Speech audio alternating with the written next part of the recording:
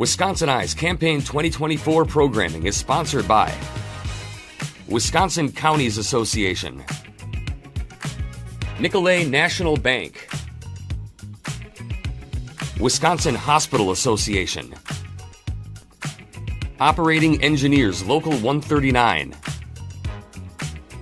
the Wisconsin Realtors Association, the Wisconsin Laborers District Council, and North Central State's Regional Council of Carpenters. To support programs like this, please consider a tax-deductible donation at wiseye.org/donate or by texting WisEye to 44321.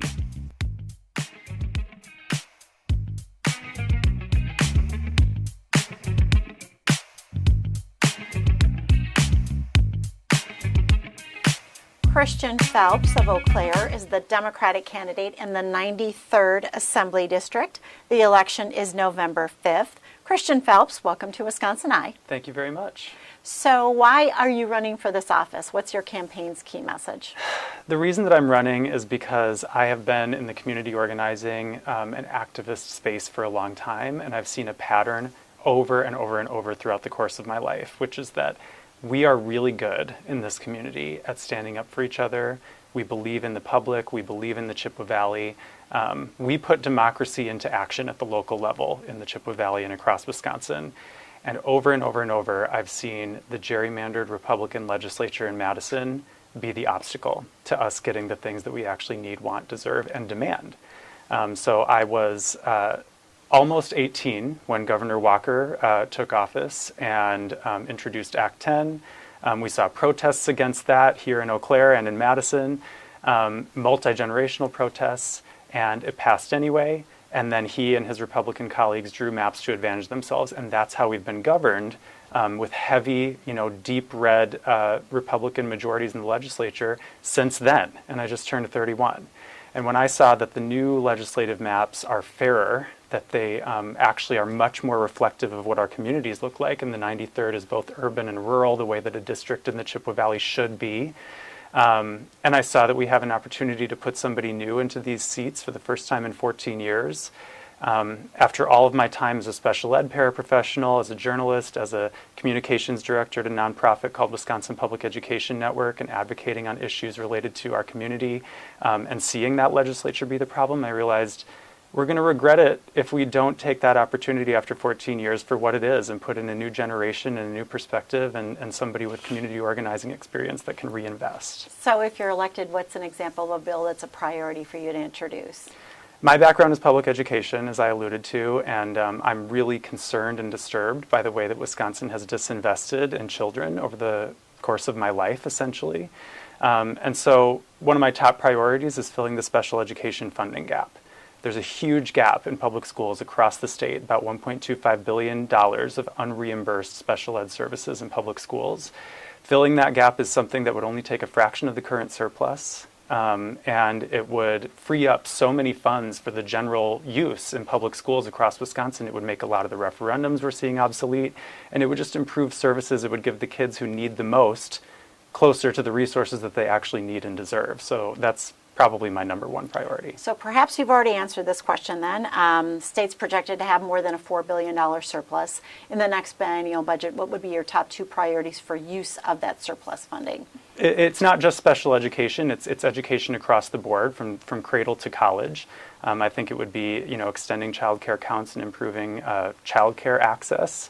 It would be catching up to inflation in public education funding. We're about $3,500 per student behind 2009 funding levels at the state.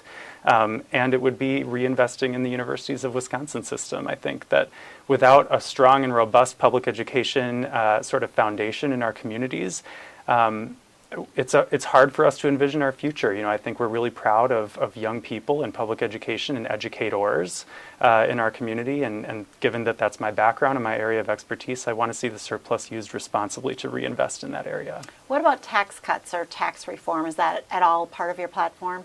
Absolutely. I think that we need to take a hard look at who is being harmed the most by the status quo of taxation in Wisconsin. And in my opinion, the working class and the middle class. should not bear the brunt of what it takes to fund the much needed public services in our state. So I would like to see some relief. And I do think that investing in municipalities and public schools is a big part of that, because right now, local property taxpayers are having to fill budget gaps that shouldn't have to exist in the first place.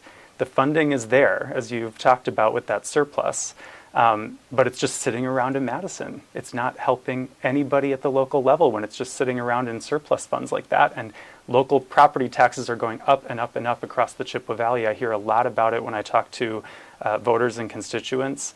We really need to take the burden off of local property taxpayers and off of the working class and the middle class by investing in our community and making sure that the corporations and the super wealthy that are able to pay their fair share are doing so. We've talked a lot about K12 education as your priority. What's working well in K12 education, and what are some things specifically that need to change? A lot is working well. I mean, first of all, I think our communities are really proud of their local public schools, and I hear about it all the time. Almost everybody has a connection pretty directly to public schools in their local area, whether you are an educator or a parent or grandparent, or you're related to an educator or a student. People are really, really happy with the way that people come together in public schools, and especially in rural communities where that school is really the heart of the community, and it's a cultural center and it's a center of services in addition to education. I think that the work that educators and families are doing together to make our public schools responsive and what students need them to be is working really well. What's not working is the way that we aren't making it possible for them to adapt even better. You know, I think we need to have more democracy in the system, and that only happens when the system is solvent and well-funded. The state has a responsibility to make it that way so that community members can advocate for what they want to see in their local public schools, and those public schools are able to adapt because they have the resources. What about the state's higher education system? You just touched on that earlier. The four-year colleges, two-year colleges, technical colleges. Yeah. What does the future of that system look like to you, and where should the legislature focus? Well, I kind of want to take a step back and think, ask people in the Chippewa Valley to imagine what the Chippewa Valley looks like without UW-Eau Claire, UW-Stout, Chippewa Valley Technical College. It's really hard to imagine. You know, having been born and raised here in Eau Claire, I know that the Chippewa Valley would be unrecognizable without the contributions of those institutions. And the reason I take that step back is because the Universities of Wisconsin system is 43rd out of 50 states right now for state level funding. And I've met with administrators and academics at UW-Eau Claire recently who've talked about the funding woes and how they're having to make some really hard decisions that I don't think they should have to make. The future of that system to me is that we take the burden off of students, alumni, and families that are paying higher and higher and higher tuition, or taking out larger loans. You support full funding for the university's Wisconsin system? I support restoring an investment that takes us way out of the bottom, third of states in the country, in one of the prides of our state and one of the prides of the Chippewa Valley, which is that higher education system. Yeah. What do you see as the state's largest workforce development challenge, and how would you address it? I think that there are a lot of workforce challenges, and I think Governor Evers declaring 2024 the year of the worker alludes to how important it is that we invest in local workforce, that we make sure that people are getting fair wages, and that people are attracted to our communities so that they stay here or move here and raise families here because they feel supported in their workplace. And so I think investing in partnerships to make sure that local communities are developing the workforce and then working with businesses in the area, through the higher education system, again, technical colleges, is something that the state does have a responsibility to do. You can make those kinds of investments at the state level to make sure that the local community is developing the workforce and restoring some basic protections for workers. I'm a pro-union, union-endorsed candidate. I want to see a restoration of workers' ability to belong to unions that collectively bargain for their wages and make sure that we are modern and adaptable. And separately, on an industry point, I also want to look toward the future. I think, as a millennial candidate, there's something to be said for putting a new generation of representatives into the Capitol so that we can look at what's causing people to leave. If we don't have jobs that look toward the future available in the area, and investments in higher education so people can fill those jobs in tech or similar, that's what's going to cause people to leave. And so I want to see us invest in future-oriented industries as well. Two more workforce questions for you. Investments in public and energy infrastructure grow our state's economy. This also provides an opportunity to invest in our state's workforce, but currently there are no requirements for hiring local workers. Would you support a state resident hiring requirement for state, local, and utility scale infrastructure investments? Yeah, I mean, so as I've said several times, my area of expertise is public education. And so I have been learning as much as I can about workforce and economic development issues through the course of the candidacy, and will continue to do that. I've reached out to some of my friends in Dunn and Eau Claire counties who work in economic development to talk about this. And it sounds to me like it would be a very good idea to incentivize hiring local workers. And I think that that does kind of look like investing in and working with the leadership of these higher education institutions so that they are building innovative partnerships with the industries in the area, putting eager learners into the field before they graduate so that they already have a foothold in the company or the industry locally, and then they can be hired once they do graduate in a different role. I think that is good for the learner, it's good for the worker who is trying to move up in their career over the course of their life, and it's good for the local business because they have this constant stream of innovative learners entering the workforce. So I think those incentives may be enough. Employee classification is an issue in the construction industry. Some employers misclassify workers as independent contractors or pay them in cash off the books. This lowers costs by avoiding payroll taxes and unemployment insurance, and it puts compliant companies at a disadvantage when bidding on projects.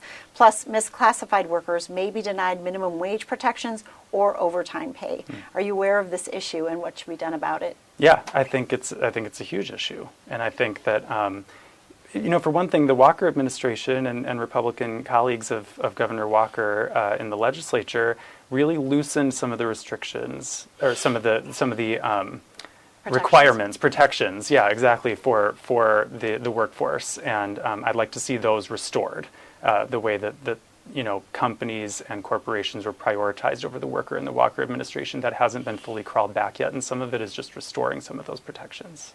Moving on to housing. Affordable rental housing is an issue in Wisconsin. Some support government-imposed rent control, while others argue keeping rent artificially low will decrease rental supply. What is your sense of housing as an issue, and which best addresses rental housing affordability? Is it rent control, building more rentals, or some other solution? I think it's piecemeal, but I think it's a huge issue.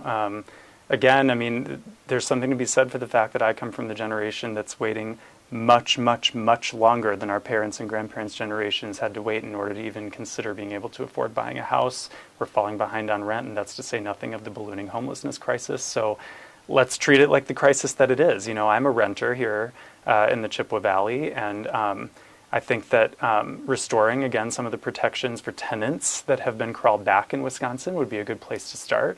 I'm absolutely comfortable with rent control as part of the solution, but not the entire solution. And also, cracking down on corporations that buy up large amounts of housing and then can basically artificially inflate rent. It's one thing to talk about artificial decreasing of rent, but I think the bigger issue is that rent is being artificially inflated right now. And we've seen the cost of living go up so much, and I think we're feeling that most harshly on housing, both in mortgages and in rent. Medical systems are facing numerous headwinds in the form of inflation, workforce development, and issues around Medicare and Medicaid reimbursement, resulting in fewer services and even the closure of a hospital system here in western Wisconsin. What would you do to preserve access to care and prevent future closures? I believe that healthcare is a human right and isn't being treated as one in Wisconsin right now. I am embarrassed to say that Wisconsin is one of 10 states that hasn't accepted Medicaid expansion from the federal government. When states as blue as California and as red as South Dakota have accepted the offer made in the form of direct funding for Medicaid expansion from the federal government, I think we should take that as the sign it is, that it's a good idea to accept that offer, allow people to pay less for their own health insurance, and open the door to increasing reimbursements to the hospitals. But it's also an industry issue a little bit, that we would have these closures happen. I think it's a policy failure at its root. There was the rate review board to make sure that hospital chains are equitably allocating resources and services so that one facility doesn't have to take all the low reimbursements or unreimbursed services and then fall behind on their own solvency. I'd like to see more oversight. I'd like to see Medicaid expanded. I think we have a strong blueprint in Wisconsin. We have a long history of being trusting our community and believing in human rights. So let's move forward with clear eyes about the idea that healthcare is a human right, and if that's the foundation we stand on, then we can invest to make it a reality. What about mental health care? What are you hearing on that issue in your district, and what are some solutions? A lot. I'm hearing a lot about it because the mental health crisis feels like a crisis to people. Almost everybody has a direct connection to somebody who has experienced something like an addiction or a mental health issue. On one hand, I think I've talked to some local and municipal county level officials who'd say they'd like to see more direct investments from the state to make it more efficient to treat mental health concerns, opening up specific mental health facilities so that emergency rooms or transportation to the other side of the state aren't the only real options on the table, waiting till things are an emergency. It's less cost effective and it's less effective overall. And then let's also address the root of the issue a little bit. I mean, I come from the oldest end of the generation that grew up with active shooter drills in schools. The cost of living has skyrocketed. Wages haven't kept up with the rate of inflation, and people are having a hard time affording their housing. I'm not saying that those issues are the only causes of mental health concerns, but I think we'd be lying to ourselves if we said they didn't have something to do with it. So if we don't couple it with investments in the working class and public education and affordable housing and addressing gun violence and the threat of gun violence, I think we're not taking the mental health crisis seriously enough. How should Wisconsin move forward on the issue of abortion? I'm completely pro-choice, and I think that we should restore and protect reproductive freedom in Wisconsin. Do you support any number of weeks as a limit? You're asking if I support any kind of abortion ban? The Republicans are the abortion ban party. I believe that legislators do not have any role in the most private medical decisions that people make. Transitioning to transportation. What are the pressing transportation needs in your district, and how important is it that these needs are addressed and for the state to keep on schedule with reconstruction of aging interstates and corridors of commerce? Yeah, great question. I think, shared revenue is a big part of this. The municipalities are struggling to afford just taking care of their own local community, counties, townships, villages, and cities like Eau Claire. And again, with a surplus at the state level, we could improve shared revenue and give municipalities the resources they need to work on road construction and local, public transportation.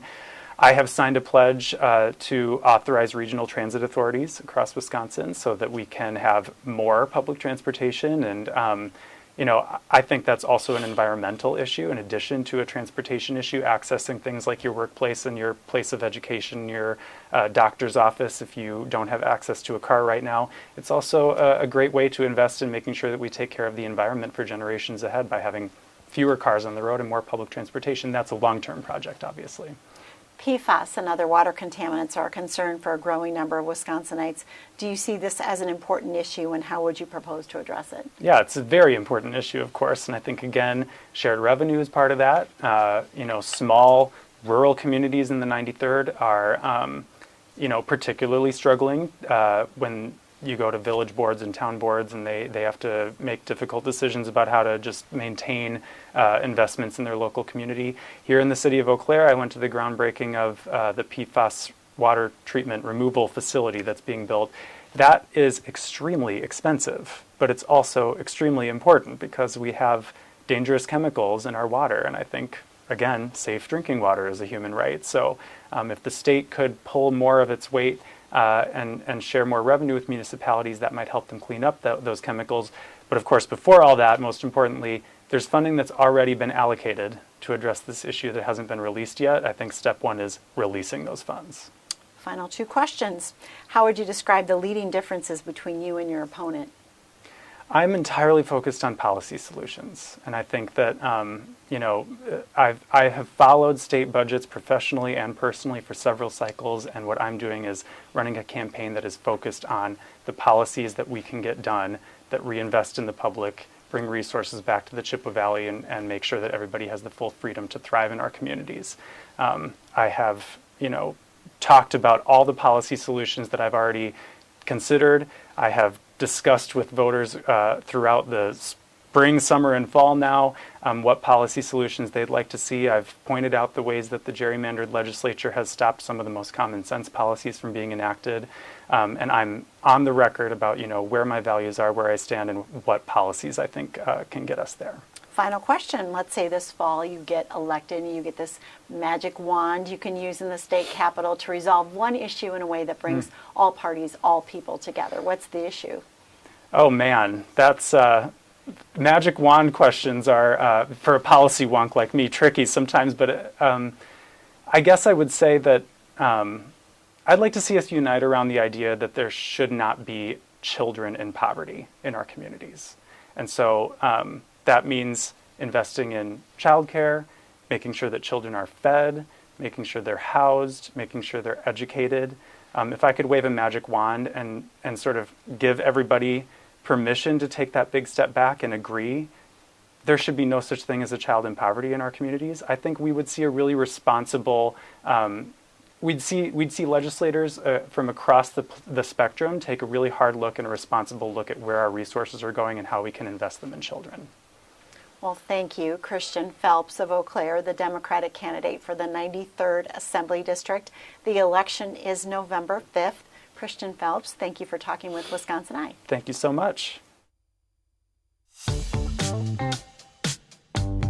This programming is brought to you by our generous sponsors. Thank you for watching.